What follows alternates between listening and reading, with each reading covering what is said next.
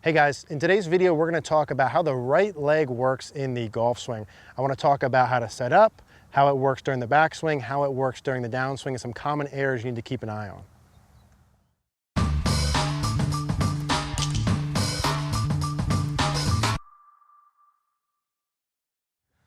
All right guys, let's talk about how the right leg works during the downswing. So when I take a setup position here, let me get into my normal address position.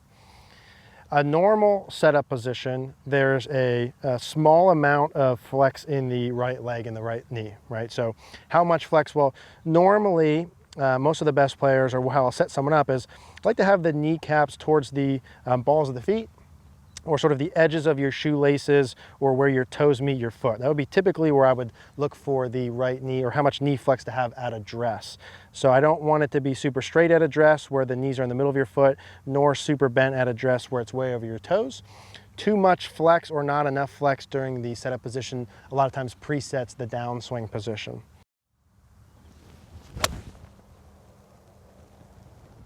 Now, as we work back during the backswing, if I have a little bit of flex here, virtually every swing I've ever seen, maybe minus like a handful, does the right leg lose flex during the backswing or straighten during the backswing? Sometimes people talk about the right leg straightening during the backswing as like they have to throw flack on it. They're like, they don't think that's a good idea. Well, the reality is maybe I've seen like 2 or 3 people measured who actually increase the flex of their right knee during the backswing. Most every really good player will straighten their back leg a little bit from the address position. That is, whatever amount of flex they have to start with, they will lose some of that when they go back. How much should you lose is the question, and that is dependent upon the person. There's no magic, I don't think there's no magic degree amount.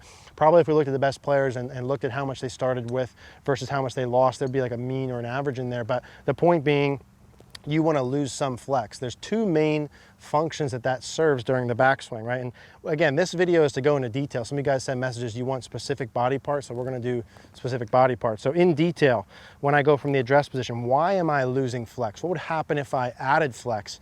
The biggest thing it's correlated with is turn, the amount of turn you can have of your pelvis. In short, when I make a backswing, if I lose the most amount of flex or straighten my leg the most, that allows my pelvis to turn the most.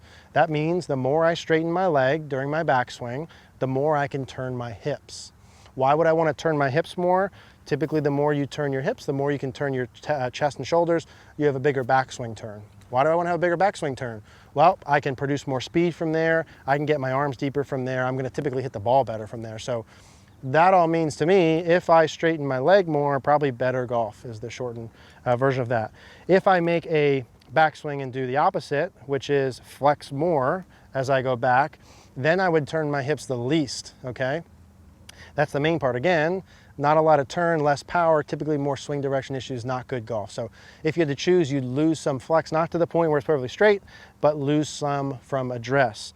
The next real point of straightening the right leg or losing some of it is to have some inclination to the hips. We talk about another video, the importance of the tilt of the pelvis. And when I go back, I definitely want to have my left side of my pelvis a little lower than my right side. Do a lot of you guys need to be thinking about that? Probably not. This is more just, hey, here's what's going on. If you're way off in this area, you need to pay attention to it. More just information. As I go back, my right hip's a little bit higher as I lose flex. It's really hard to make my right hip get higher than my left if I increase the flex, meaning my left leg probably needs to flex more or bend more, right, than my right leg to tilt the pelvis. If they both bend at the same amount, my hips are level. If my left leg bends more, now my right hip's higher. If my right leg bends more, now my left hip's higher. You guys catch all that in there? The point is, right leg straightens a little, more turn, add some tilt to the pelvis. There's a lot of reasons why.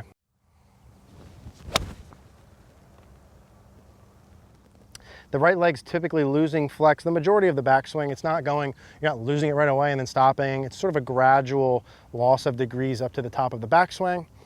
Once I come from the top of the backswing, this again is in another video that we go more into depth, but the right leg is supposed to reflex and turn, reflex, turn, all the way until I get pretty close to club parallel or hands by the hip in the downswing, and then I'm still turning, but now I'm extending, turning, extending, turning, extending, turning, extending, turning, extending.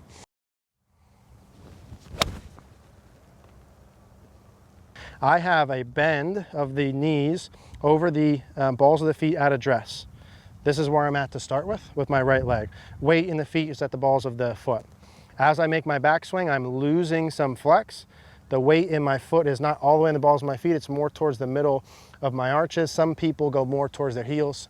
I don't want you way towards your toes, sort of in the middle there. Losing some flex, the right hip is higher than the left at the top of the backswing, okay? In transition, I want to reflex my leg basically back to where it started, maybe even a little bit more forward as I'm turning. Again, for me, I'll feel during my downswing, I'm reflexing, then I'm feeling my quad from here and my kneecap are both gonna start to turn towards the target, turn towards the target. And my right foot I'm pushing off of from about last parallel into the follow through. So from the top, I'm not pushing off my foot right away. I'm reflexing first, staying planted on my foot. Reflexing as I'm turning, reflexing. And then once I'm down to about this spot, I'm still gonna turn. I'm not gonna add any more flex in my right leg. Kind of done with that here. I'm gonna turn, push off the inside part of my right foot and start to extend my leg. Now, there's some timing involved with that. Are you gonna practice kind of, hey, okay, reflex, stop, turn, flat? Maybe, maybe not. I want you to just kind of know, here's what's going on with that leg. Now, I'm gonna go and show you a couple different examples of some other different players and kind of walk you through showing you what I just talked about here so you can see that these really good players are doing these same things with their right leg in the swing.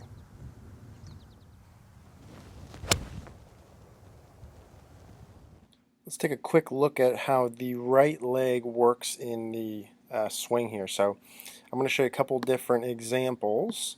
The point is going to be we're going to look at essentially how the leg flexes in space and how it rotates. So in a normal position, right, in terms of the setup position, we say that typically we'll see the kneecaps in a straight line down somewhere over the balls of the feet. This is Adam Scotty's slightly more forward than sort of stock. At this point, we'd see the knees somewhere between the toe line and sort of the middle of the foot would be normal. We'll go through a couple examples. As they go during their backswing, as we said, that the leg will lose flex. Other than, you know, maybe one or two examples I've ever seen measured, the right leg will lose flex as the hips turn and tilt. There's a little bit of flex that's lost. So you can kind of see that by here's where his kneecap started, right at the address position here, and then here's where his kneecap went to the top. So obviously that went back, right? That went back because he lost flex and as the hips are turning. Now, at the top of the swing, he'll have lost some flex. He's turned, and the beginning phases, right, we talk about with the knee flex portion, obviously the legs will reflex here. The right leg will reflex pretty darn close to the starting position that it was in terms of where the kneecap is relative to the balls of the feet. It should get pretty much back. A lot of these good players get those knees both parallel by the left arm parallel, or knees in line by left arm parallel, and then that quad will continue to turn, and you're going to begin to push off that right foot sort of in the late phases of the downswing from about left arm club parallel rather into his follow through pieces. There'll be a push off of that right foot into his extension phases. So it's bent over the balls of the feet at address, loses flex to the top, reflexes in transition pretty close to where it started, and then that quad is going to turn as it pushes off late. That's basically the overview of the pattern. I'll show you one or two more sort of simple examples demonstrating the same thing. Here's a Hideki. So sort of use the same models here of normal stock swing. So the balls or the kneecap over the balls of the feet. There's a slight bend there at address. He will lose some flex. His camera moves a little bit, but he will lose some flex. He maintains a good amount. It doesn't quite show because of the camera, but he maintains more of his bend than most players. But he will still reflex in transition as that quad turns. He gets into the late phase of his downswing, then he pushes off that right foot and extends into the follow-through. Here's a Jordan Spieth. demonstrating the same things.